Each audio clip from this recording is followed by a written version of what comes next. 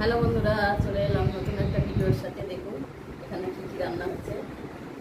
এখানে আছে লাউ ডাল, এখানে আছে শুক্তো, এখানে আছে লাউ শাকের লাউ ডোকা দিয়ে মাছের কাতলা মাছের ঝোল আলু দিয়ে, আর এখানে শালগম ভাজা, আর এখানে আছে এই দেখুন ভাজা রান্না করেছি, আর এটা আনারসের চাটনি, কাজু কিশমিশ দিয়ে আনারসের চাটনি করেছি।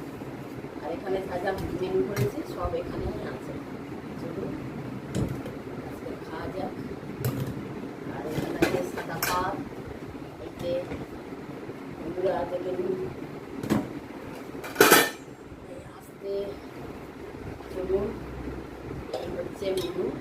আমার তো আনারসের চাটনি খেতে হেভি লাগে বন্ধুরা।